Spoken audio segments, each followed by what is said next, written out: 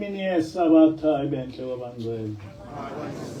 Sizovula ngehlelo 208 inkosi kusiphama kwebandla. Tabani, tabani,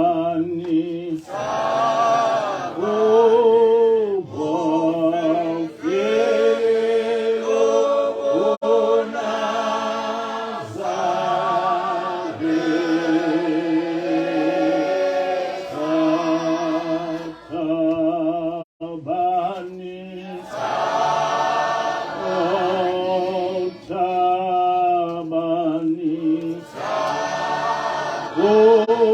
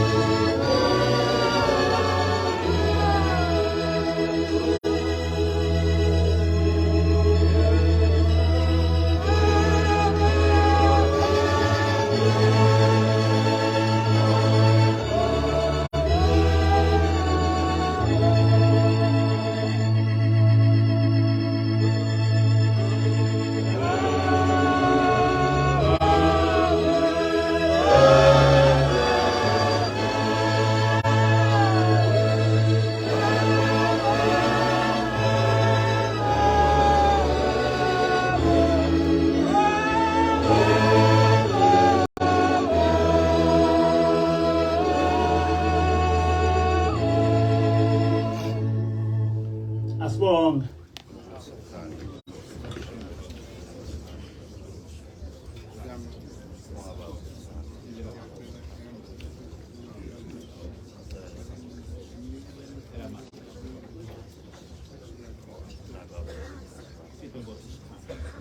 Amen.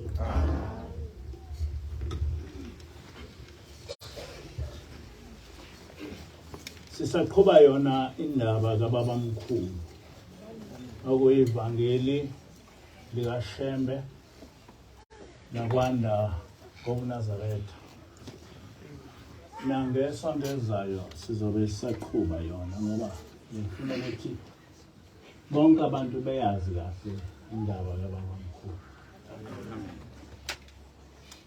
Enkonzweni edlule sigcine ubaba mkhulu eshiya umuzi wakhe wayewawujoyina amaweseli ehamba eshumayela esindisa abantu. Kuso leso sikhathi wathola umsebenzi kwelinye iplaza okwakuthi njalo uma esephumile emsebenzini bese eyoshumayela. Kodwa ngokunye ubusuku elele wabona kufika kuya amadoda amathathu amtshela ukuthi amlandile ukuba baye naye eMpumalanga eyoshumayela. Kodwa uShembe wakhononda kulamadoda. Wathi uzokuya kanjani eMpumalanga eshiye unina yedwa, ngoba lapho abathi akaye khona kukude kakhulu. Kwaphela unyaka engakaze buyele ekhaya. Kwathi ekuqaleni konyaka wesibili wabe seya ekhaya eyobona unina. Kuthe ngelinye ilanga ehlele ekhaya kwaqhamuka umbane ezintabeni zoKhahlamba. Wathi nje dwi kwase kuvela izwi lithi lo mbane uzodla inyama yakho. Wangazi ukuthi kusho ukuthini lokho. Kuthe ntambama wabophela izinkabi kuba ziyothatha umhlanga. Kwakunenkabi igama layo obizwa kuthiwa uColbert. Iyayizizela ejokweni. Kodwa ngalelo langa yenqaba ukuza ejokweni. Ethuma eyibiza inikine ikhanda. Ibukeka ikhathele. Wamangala uShembe ukuthi yayibukeka ikhathazekile. Yayibukeka ikhathazekile. Wamangala uShembe ukuthi lenkabi yenzani. Wabe sebiza omunye umfana owayehamba naye. Ethi akazombuyisa lesi simanga. Naye wafike wasibona isenzo salenkabi.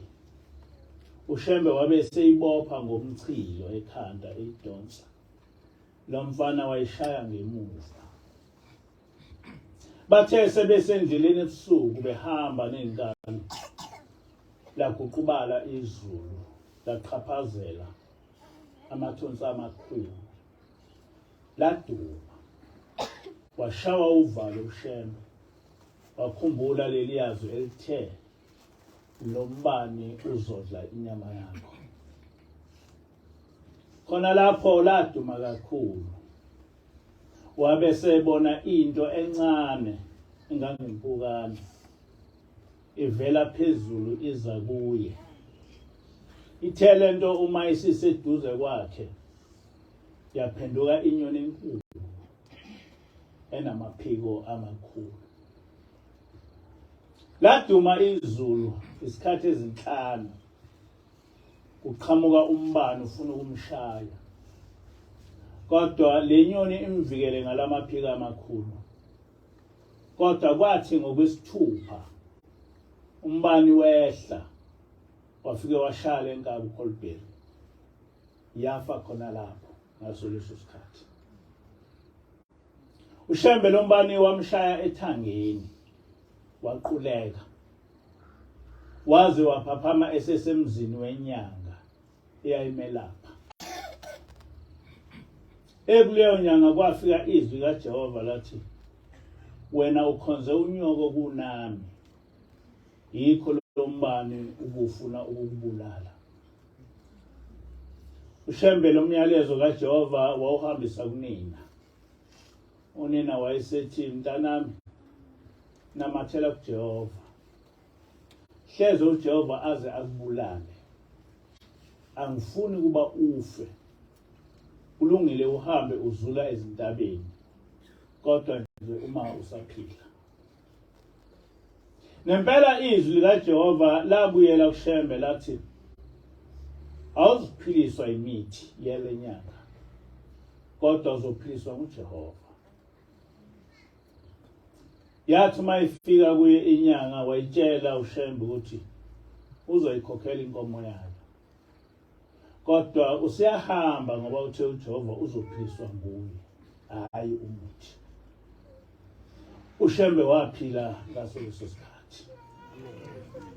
Emva kwalokho wabona ukuthi ayikho indlela yokubalekela uJehova. Base befile abantwana bakhe.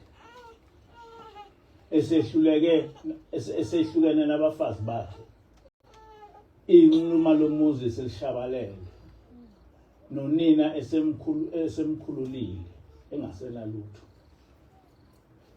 Kwatholakala ukuthi ngempela ayisekho into ongabambelela kuyo.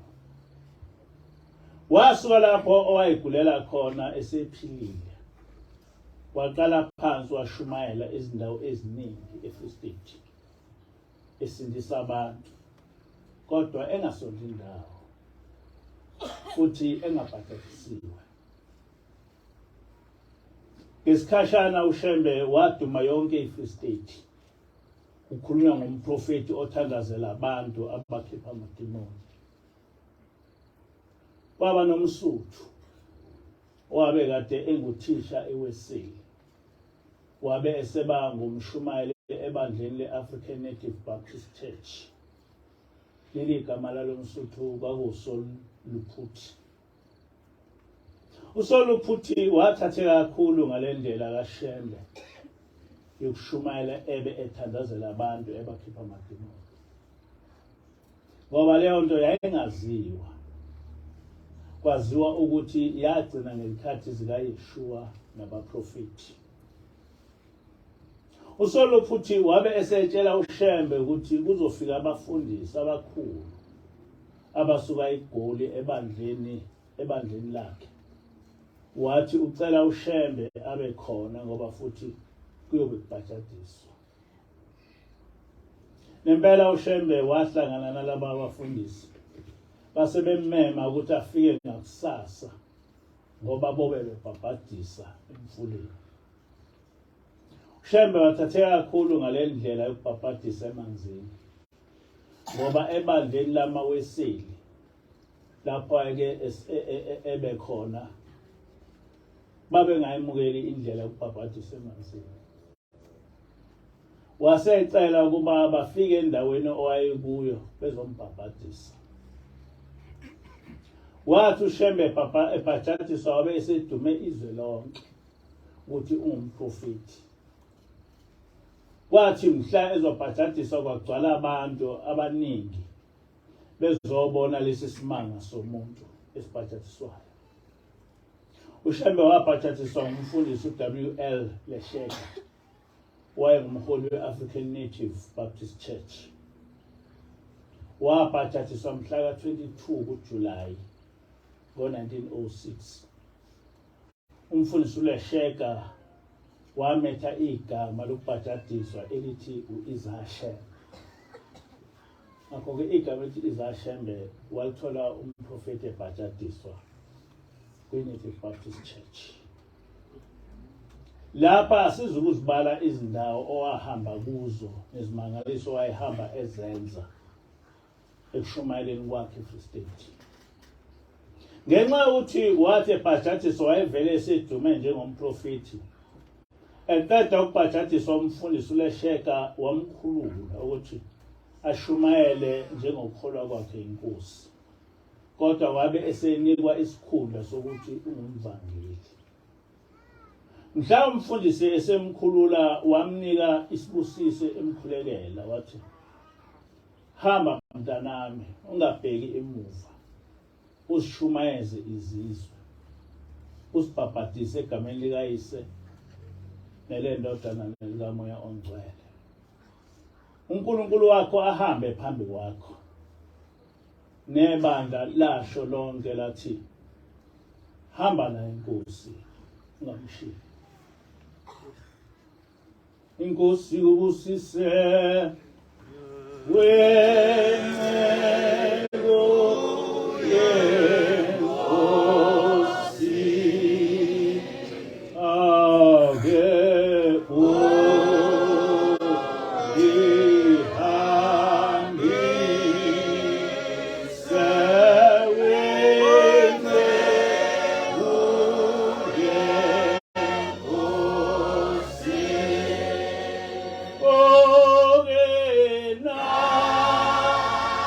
Oh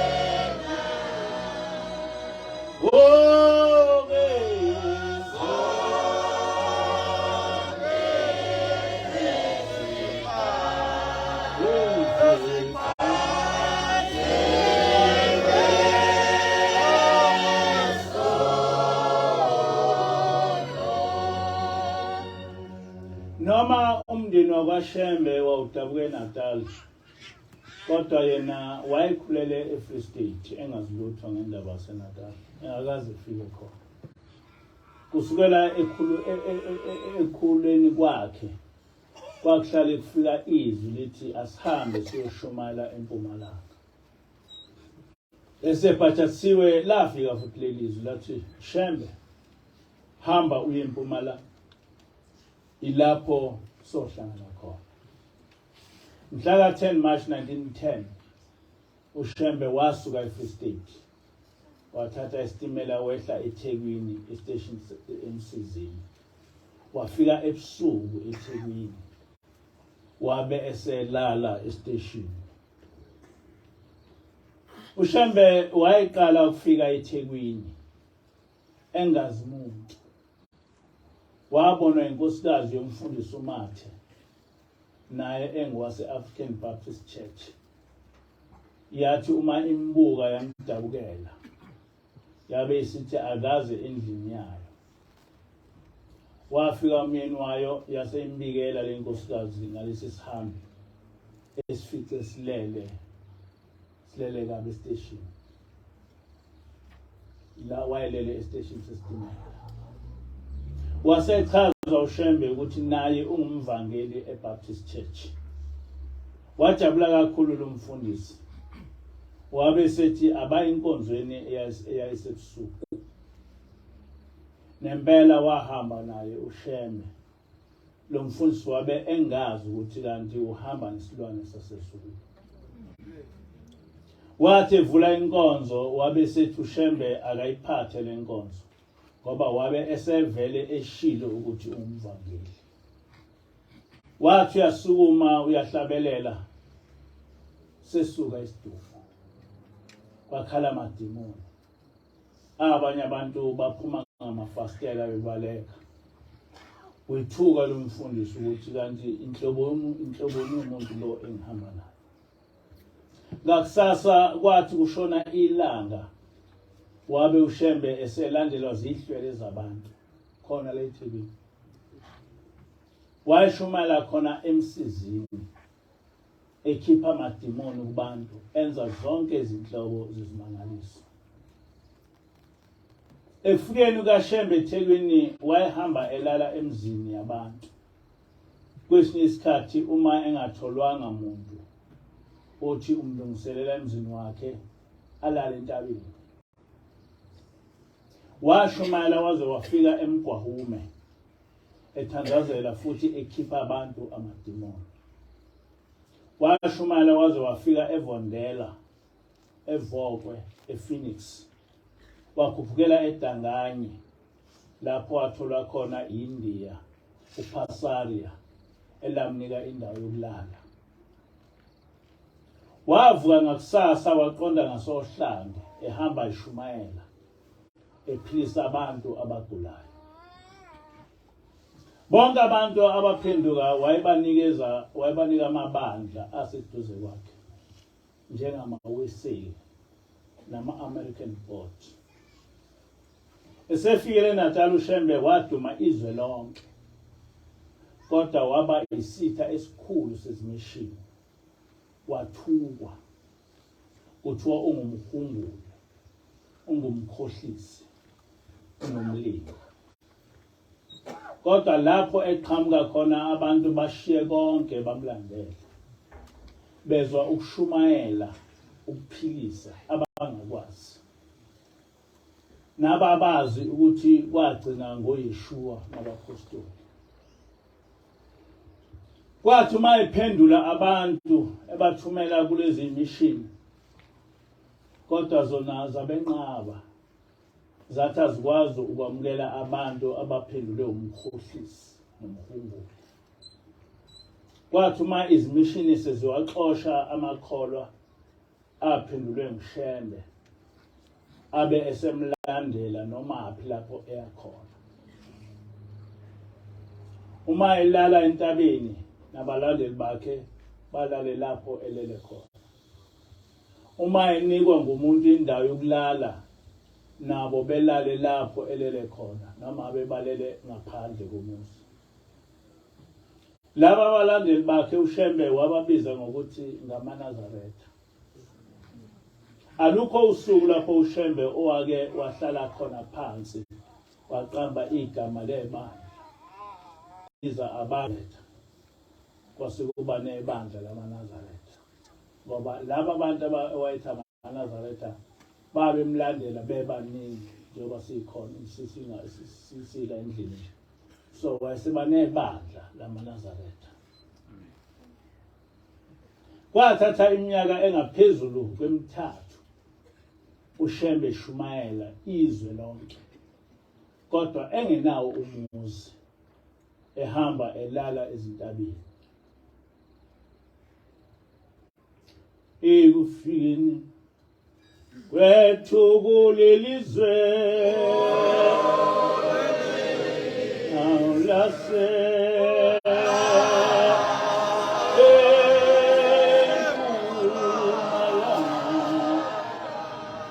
sazula singena indawo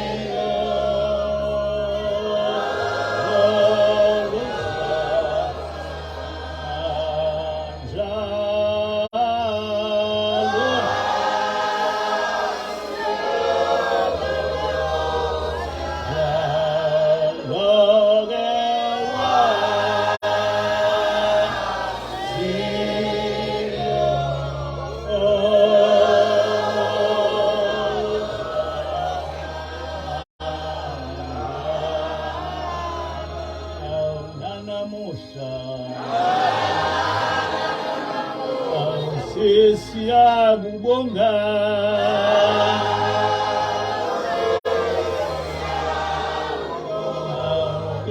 wena twala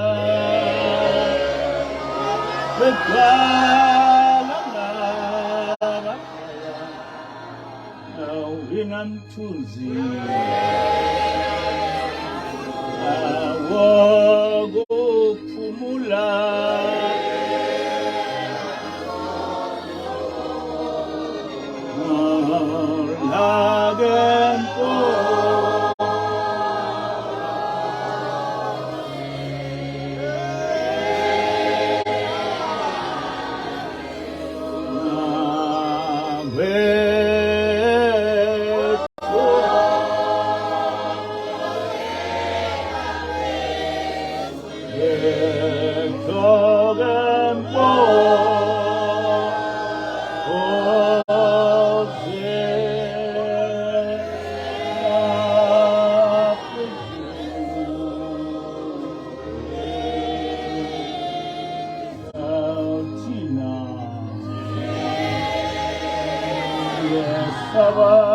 umusa wako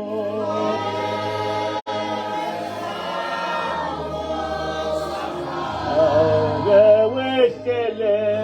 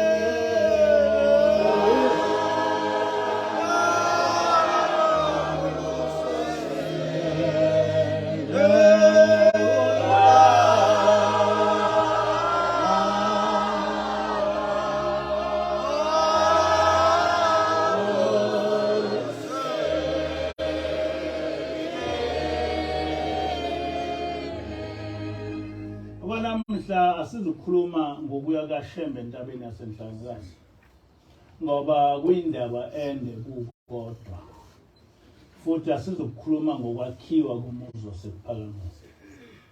Kodwa uShembe waya enhlangakazi ngo-1913. Emva kwalokho kusukela ngo-1914 kwaqala ukwakhiwa komuzi wasePhalamende.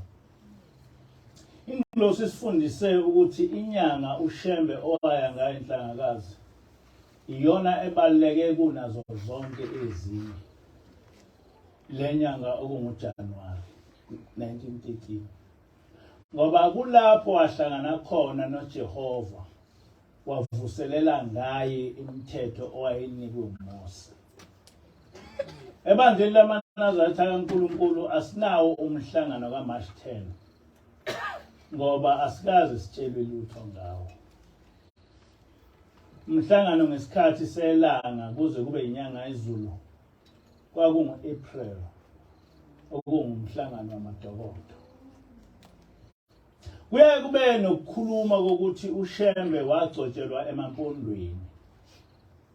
Kodwa uma usufunda umlando walabo uShembe wayehamba nabo ukuthi ubaba mkhulu waze walandwa ingilosi yaya naye emampondweni ngo-1930 bese kuphambana.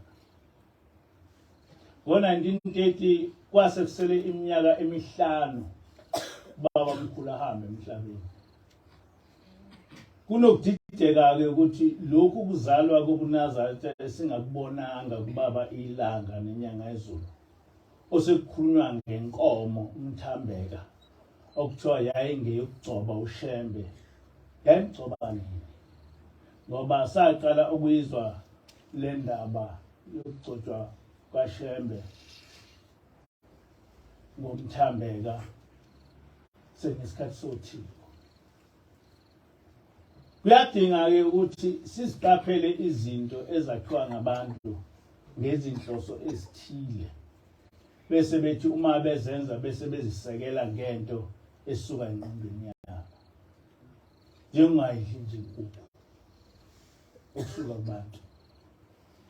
Ngomunye unyaka kusekhona inyanga ezulu kwathi kufanele kungene umhlangano kaJulayi ebuhleni.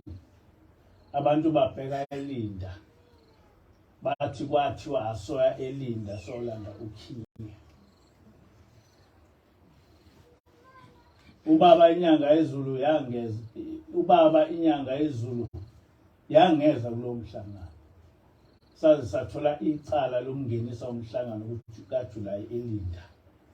Lokho sikususa ezingqondweni zethu.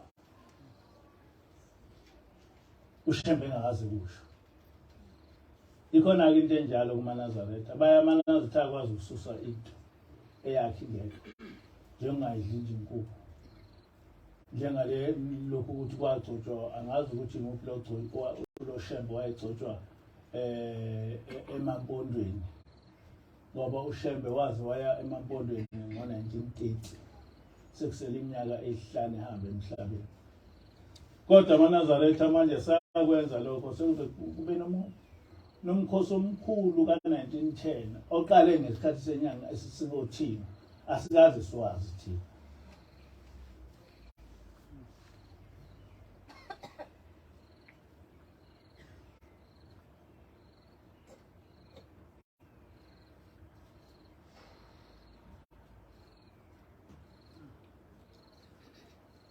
Sisidlula-ke lapho. Ubaba mkhulu ehla enhlangakazi ngo-1913 washumayela kuyitheku namaphethelo alo. Wabe sebheka enyakatho kwaZulu. Eningizimu yetheku washumayela eManzimtoti naseMbumbulu nakwamakhutha. Kwamakhutha wakha ithempeli noma imishini yakhe owayebiza ngokuthi kuseBhekizitha. Ilokishi lakwamakhutha langawabikho ngaleso sikhathi. Washumayela emakhosini asemaqadini nawakaShangasi esifunda enkantolo saseNdwedwe. Wakha amathempeli eNgbonweni, eGameni naseHomisi. Enyakatho yetheku washumayela endaweni yaseVerulam, oThongathi, eStenga naseGrantville.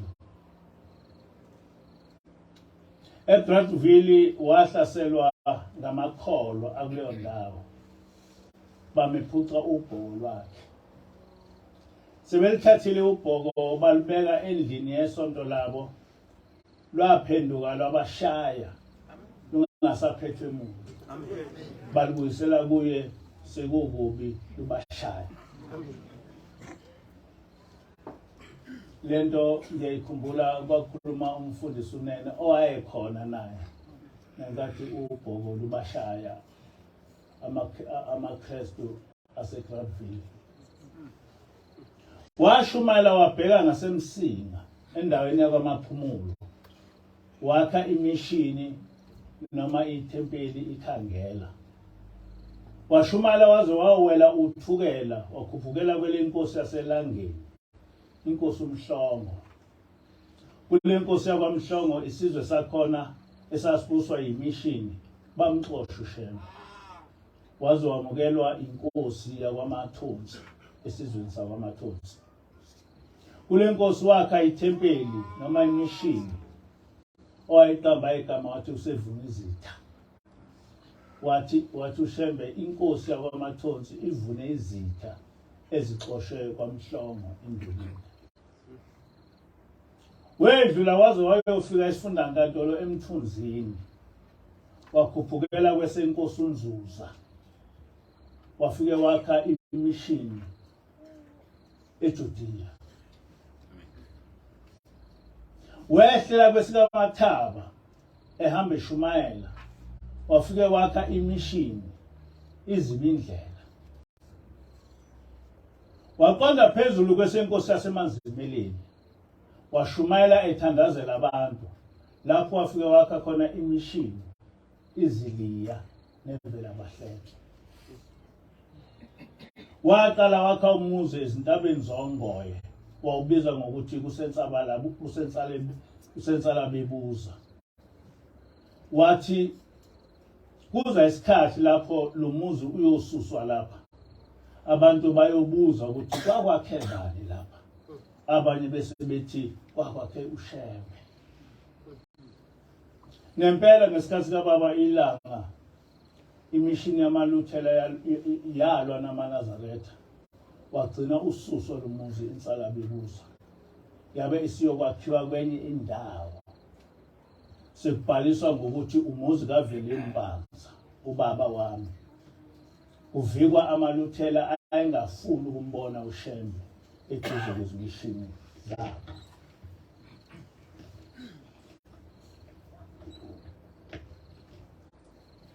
Wakhuphukela kwesakwamkhwanazi eduze kweYunivesithi yaSongoye. Kukule nkosi lapho okwaphenduka amakhehla kwaMjadu. Athi uma ephenduka wayowabhabhadisa elwandle. Lapha uShembe wakha imishini owayibiza ngokuthi kuseNelson.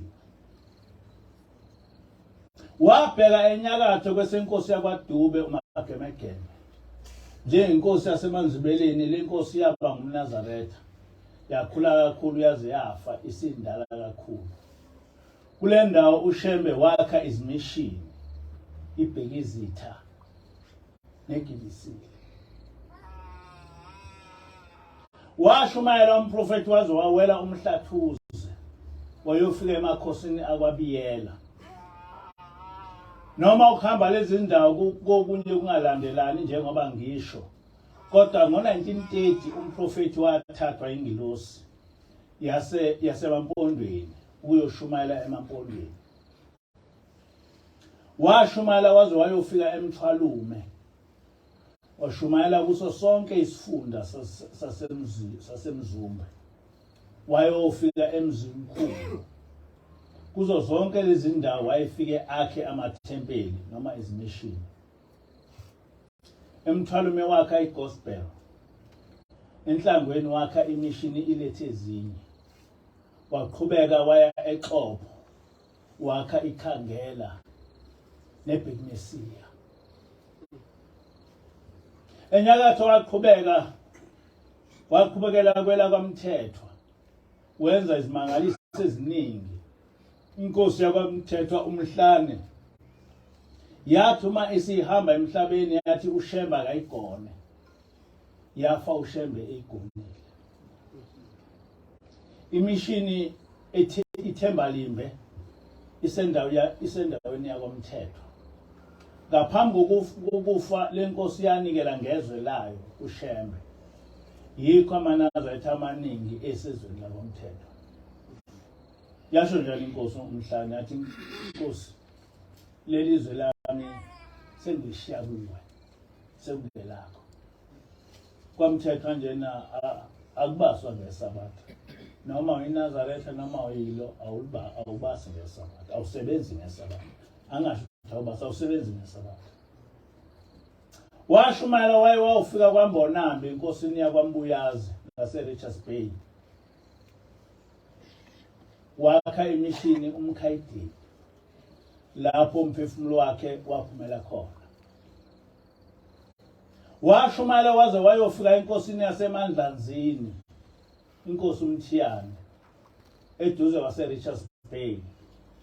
Lapho wakha imishini impuzo abanele. Washumayela enseleni kwesikaKhoza. Washumayela wawela imfolozi wayofika kwesikaMtubatuba. Washumayela kwaphenduka abantu. Wakha umuzi iBhekuzulu. Nakwasiso somfazi nasensabalele. Waqhubeka wayewufika kwaHlabisa lapho wakha khona imishini iZipha. Waqhubeka eshumayela waze wakha imishini uDumabesane. Washumayela wangena phakathi kwaNongoma lapho wakha khona imishini iLinda. Wedlulela eNgoje lapho wakha khona imishini eDlozi. Waze wafika esifundankantolo sasobunjini kwaMhlabi yalingana. Washumayela eBiyela eMkhuzo. Wakhuphukela phezulu obunjini. Wehle emakhathini waze wayofika kwesakwaNxumalo lapho owakha imishini iLombo esibizwa ngokuthi manje kusesibusisweni.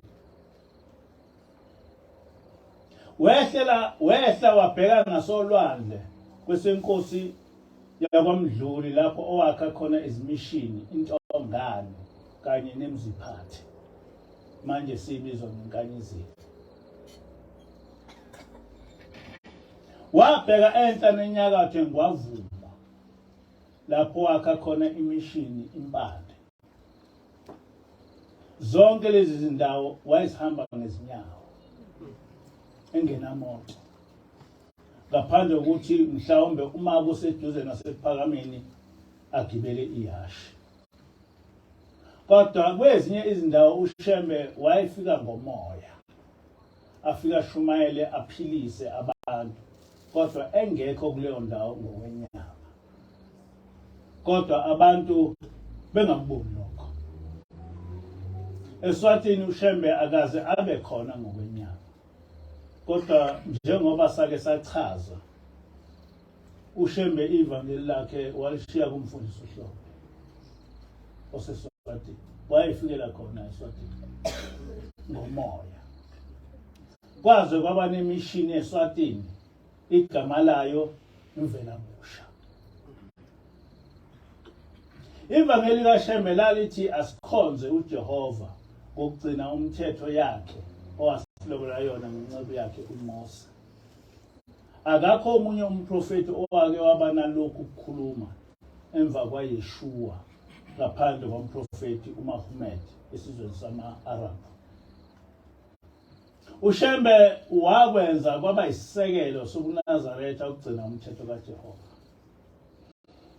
Wazobhala phansi kuverse 3 and 4 umthandazo weSabatha lapho ethi mesabeni uJehova zukulwane ngezukulwane nigcine imithetho yakhe anilobela yona uJehova ngencike yakhe uMose ukuze kudumisa kwenu kwamukele uThixo uNkosi. Ngokuba uma ningamdumisi ngemithetho yakhe akayi kuyamukela imithandazo yenu akasoze anehlisela izibusiso uma ningayilaleli imithetho yakhe niyigcina. uShembe nguyena yedwa kubaprofeti bonke owabuyisa ibandla lamaNazaretha elalisungulwe nguJohani laholwa nguYeshua noShowa. Njengokusho kaMose kuNumeri 6, umNazaretha akakuphuzi utshwala newayini. Uma ethinta isidumbu uba ngongcolile, akaligundi ikhanda lakhe. Le mfundiso kaMose eyaqhutshwa nguYeshua noShowa yavuselelwa nguShembe ngokuphelele. Noma kungasenjalo manje, kodwa alikho ibandla emhlabeni wonke ebeligcina umthetho kaNkulunkulu njengebandla lamaNazaretha. Kumthandazo wokuvuka, igama likaJehova ubabamkhulu uliphindaphinde ka-18. Kumthandazo wokulala, ubabamkhulu igama likaJehova uliphindaphinde ka-21. Kumthandazo weSabatha, igama likaJehova umprofeti uliphinde ka-32. Kusihlabelelo noma amahubo, igama likaJehova umprofeti uliphinde ka-87. Kuyo yonke incwadi yesihlabelelo zamaNazaretha, igama elithi Jehova uShembe uliphindaphinde ka-158. Igama elithi Jesu livela ka-11, kanti elithi Shembe livela kanye.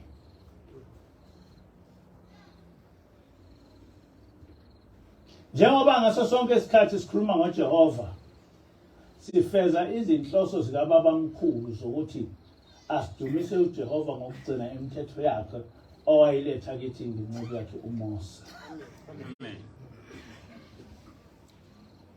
Ufikile ulandelwa izizwe,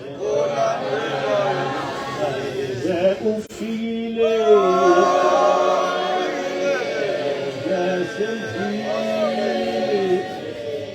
aye ufikile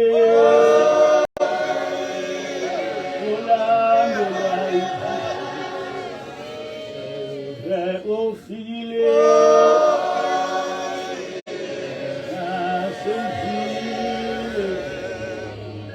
babazani